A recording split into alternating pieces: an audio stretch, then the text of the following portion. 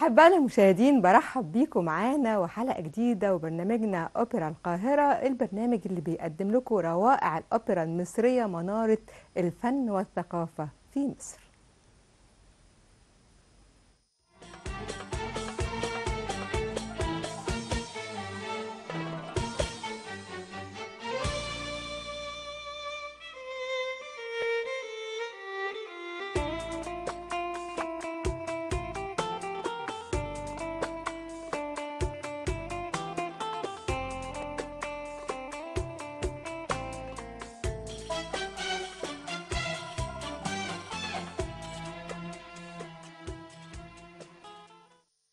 مرة تانية برحب بيكم من خلال برنامجنا، ومن خلال البرنامج بنقدم لكم مجموعة من أغاني الأوبرا.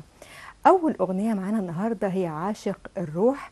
طبعا عاشق الروح هي أغنية الموسيقى لموسيقار الأجيال محمد عبد الوهاب، أما الكلمات فلحسين السيد. والأغنية الحقيقة ليها قصة جميلة جدا هحكيها لكم النهاردة. الأغنية طبعا كانت معمولة لفيلم غزل البنات. طبعا عبد الوهاب كان بيدور على فكرة جديدة يقدمها من خلال الفيلم، وكان بيدور بقى على أغنية تكون زي قصيدة كده باللغة العربية الفصحى، وكان بيحاول ان هو يفكر في قصيدة لشاعر لبناني او لغيره من الشعراء. وفعلا جات له قصيدة وبدأ يعمل عليها بروفات. لكن حسين السيد في يوم من الأيام قابل صديق ليه، وكان بيحكي له قصة جميلة جدا إن هو التقى بأرملة رائعة الجمال. ولما سألوها ليه مش بتتجوز تاني، قالت عشان الحب اللي كان بيجمعني بزوجي كان حب الروح. ومن هنا بدأ حسين السيد يكتب كلمات عاشق الروح. والحقيقه راح بالاغنيه دي بسرعه قوي بالكلمات دي لمحمد عبد الوهاب، وكان في ذلك الوقت انور وجدي، وحب يسمع لهم كلمات عاشق الروح. الحقيقه اول ما سمعوها بالفعل الفنان الكبير محمد عبد الوهاب أعجب جدا بالكلمات، وبدأ بالفعل ان هو يلحنها، لدرجة ان هو لحنها في ليلة واحدة. وأنور وجدي كان يعني مستمتع جدا بالكلمات، وفعلا هي دي الأغنية اللي اختاروها للفيلم. وتعالوا مع بعض نستمتع دلوقتي مع عاشق الروح.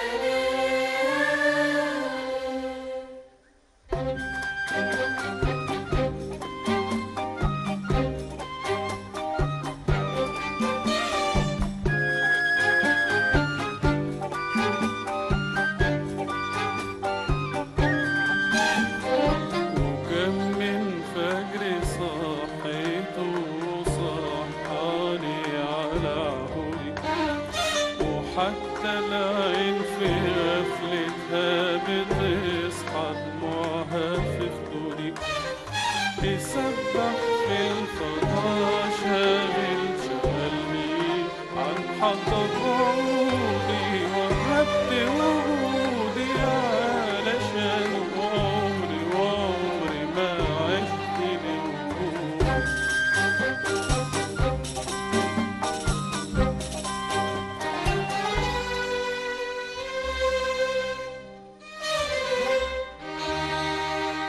ضحيت هنايا فداه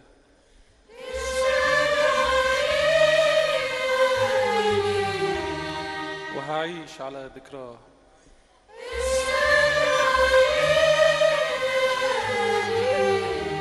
هايم على دنيا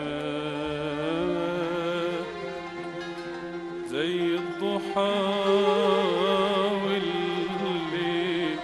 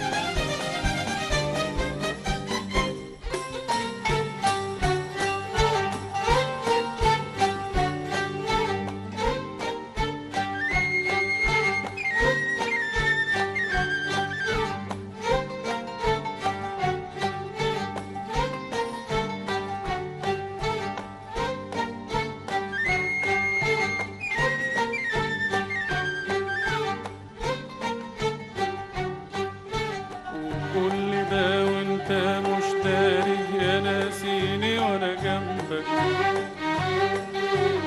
حاولت كتير أبوح واشكي وأقرب شكوتي منك، وكل ده وانت مش داري يا ناسيني وانا جنبك. حاولت كتير أبوح واشكي وأقرب شكوتي منك، لقيتك في السماء عالي وانا في الارض مش طايقك. حضنت الشكوى في قلبي وفطمت الروح على املك.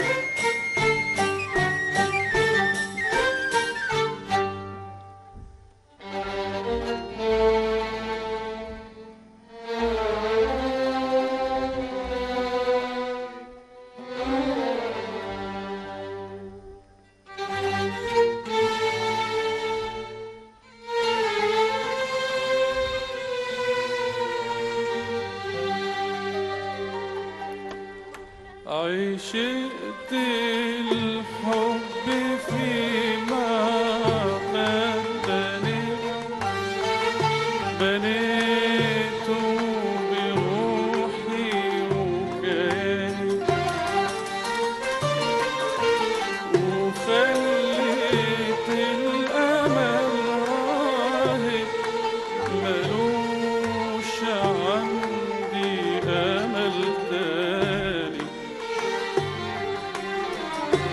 أنور شمعة الغيري ونارها كوية أحضاني، وأبيع روحي فدا روحي، أبيع روحي فدا روحي، وأنا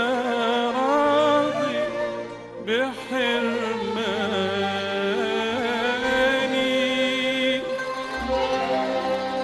وعشق الروح ملوش آخر، لكن عشق الجسد فاني. عشق الجسد فاني.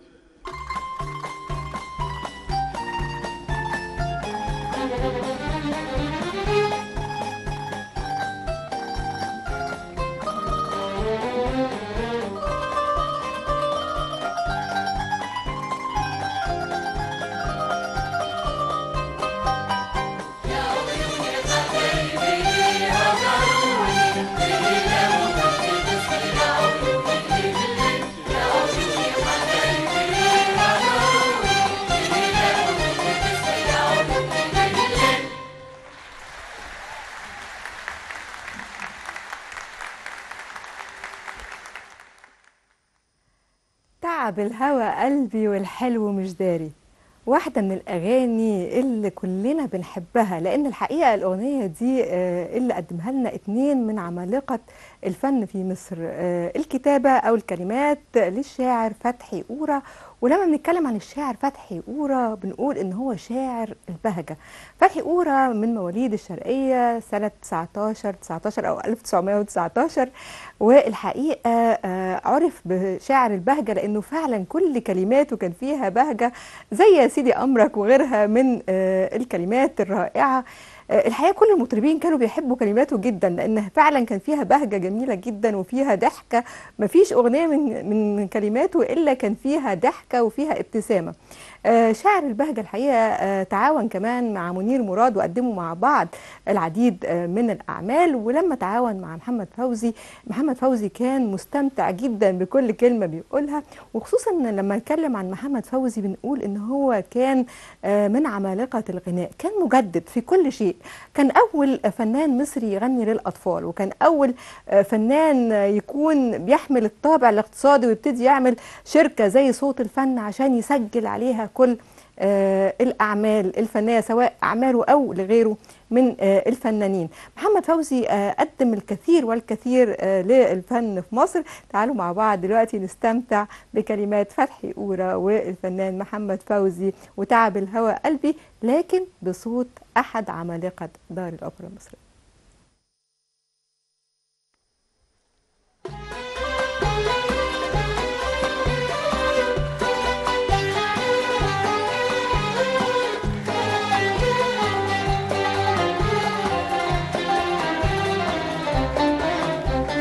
تعب الهوى قلبي والحلو مش داري، والامتحان خبي على بعضي ونداري. تعب الهوى تعب الهوى تعب الهوى قلبي، تعب الهوى قلبي والحلو مش داري، والامتحان خبي على بعضي ونداري. تعب الهوى تعب الهوى تعب الهوى قلبي.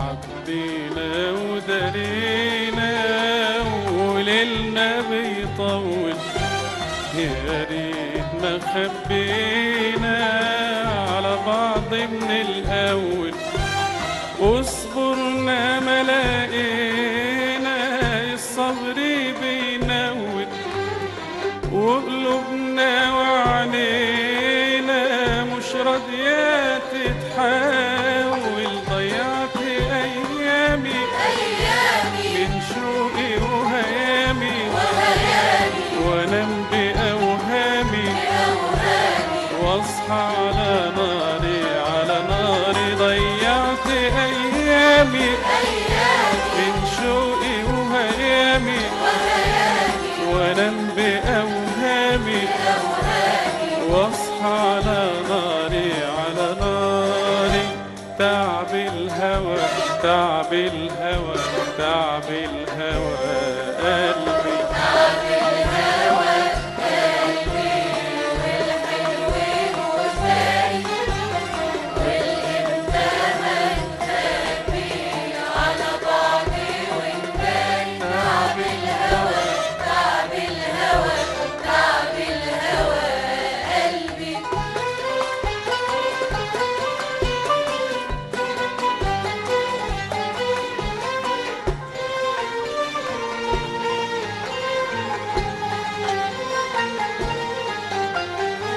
كلمة شايلها له هي اللي شغلاني، ومسيري أقولها له وعدها من تاني. كلمة شايلها له هي اللي شغلاني، ويا ريتني أقولها له وعدها من تاني. يا هل ترى في باله ولا حينساني، ويمل عزاله ويفوتني وحداني. مهما يودعني حبه ملوعني، وحتى لو باعني برضو أنا شاري أنا شاري. مهما يودعني حبه ملوعني، وحتى لو باعني برضو أنا شاري أنا شاري. تعب الهوى تعب الهوى تعب الهوى قلبي، تعب الهوى قلبي والحلو مش داري، والامتحان خبي على بعضي ونداري. تعب الهوى تعب الهوى تعب الهوى قلبي.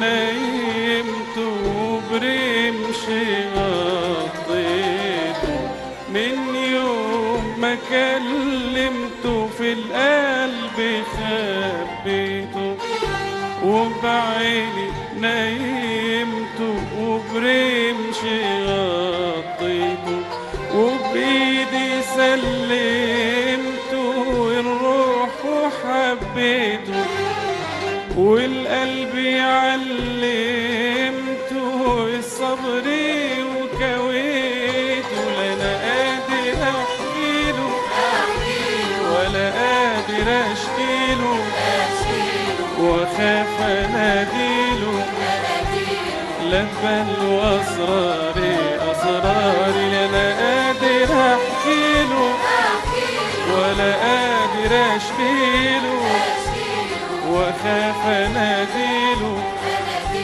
لبن وأسراري أسراري. تعب الهوى تعب الهوى تعب الهوى قلبي،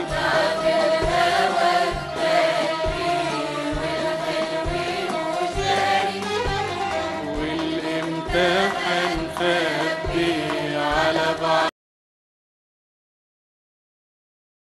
تعب الهوى تعب الهوى قلبي. ومن نفس الحفلة النهاردة هنستمتع كمان بأغنية يا ورد مين يشتريك. يا ورد مين يشتريك غنت لأول مرة من خلال فيلم يوم سعيد وسنة 1939. والحقيقة يا ورد مين يشتريك طبعا من الألحان لموسيقار الأجيال محمد عبد الوهاب اللي غناها أثناء الفيلم، وكمان الكلمات كانت لكبير الشعراء في ذلك الوقت وهو شاعر لبناني. والحقيقة هذا الشاعر كان محمد عبد الوهاب بيحبه جدا، وبشارة الخوري واحد من الشعراء المتميزين جدا في لبنان، وغنى ليه عبد الوهاب أكتر من أغنية منها جفنه علم الغزل، وكمان يا ورد مين يشتريك، وغنى ليه كمان فريد الأطرش الكثير من الأغاني. بشارة الخوري كان واحد من يعني الشعراء اللي عندهم رومانسية جميلة جدا في كلماتهم. أما طبعا موسيقار الأجيال محمد عبد الوهاب، فطبعا لما نتكلم عليه هنتكلم عن إيه ولا إيه. واحد من أجمل الأصوات ومن أذكى الأصوات في مصر، سواء في الألحان أو كمان في الغناء. دخل العديد من الآلات الموسيقية إلى الموسيقى المصرية من خلال ألحانه، ولحن لكبار المطربين طبعا غير الألحان اللي عملها لنفسه. تعالوا مع بعض نستمتع مع كلمات بشارة الخوري ويا ورد مين يشتريك ولا الحبيب يهديك.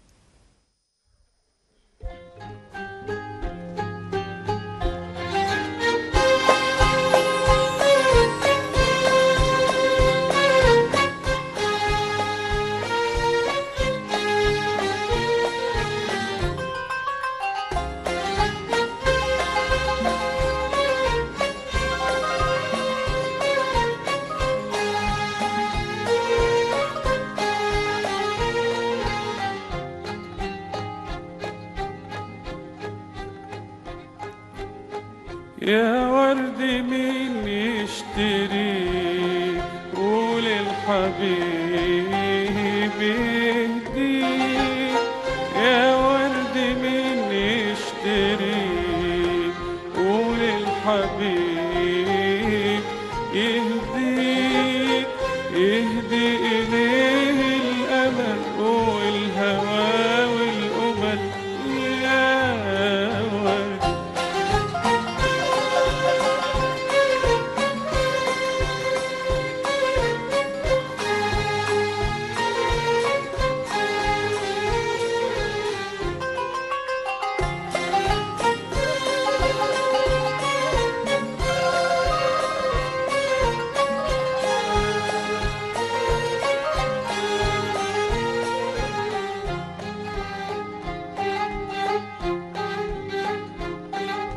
أبيض غار النهار منه خجول محتار بس الندى خده جرت عليه الأغصان أبيض غار النهار منه خجول محتار بس الندى خده جرت عليه الأغصان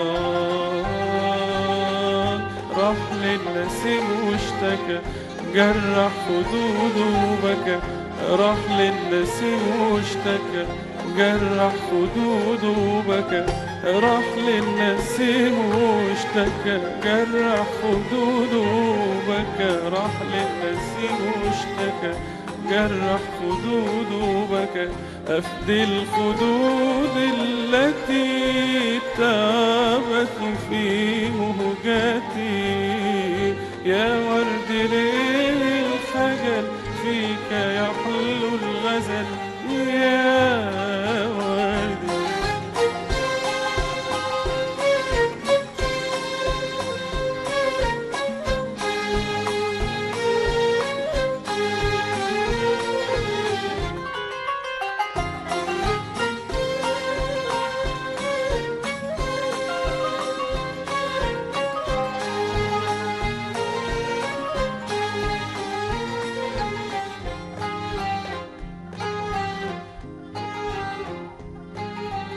يا ورد يا أحمر قولي ده مين جرحك مين جرحك جرح شفايفك وخلى على شفايفك دمك شقت جيوب الغزل وانبح صوت القوال على الشفاه التي تشرب من مهجتي شقت جيوب الغزل وانبح صوت القوال على الشفاه التي تشرب من مهجتي يا ورد ليه الخجل فيك يحلو الغزل يا وردي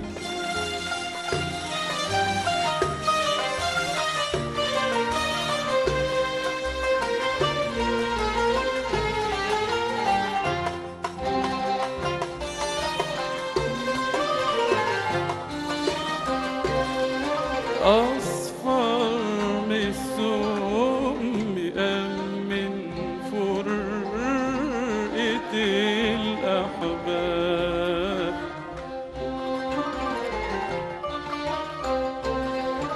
أصفر من السوم مأمن فرقة الأحباب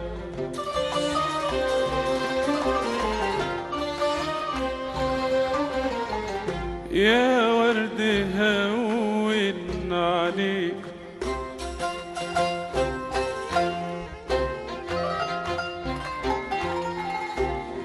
أصفر بالسوق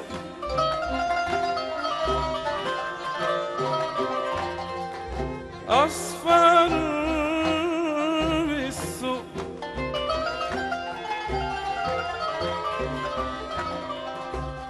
أم من فرقة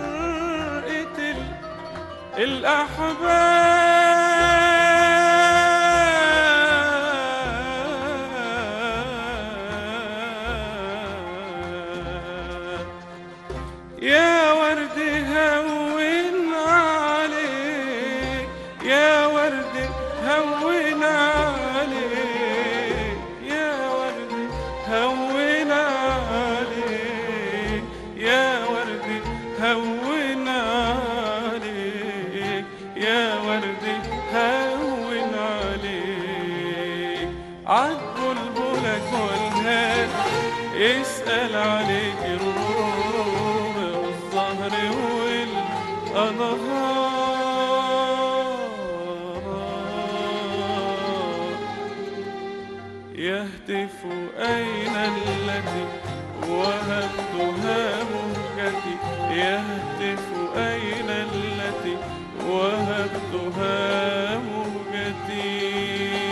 يا ورد ليه الخجل فيك يحلو الغزل، يا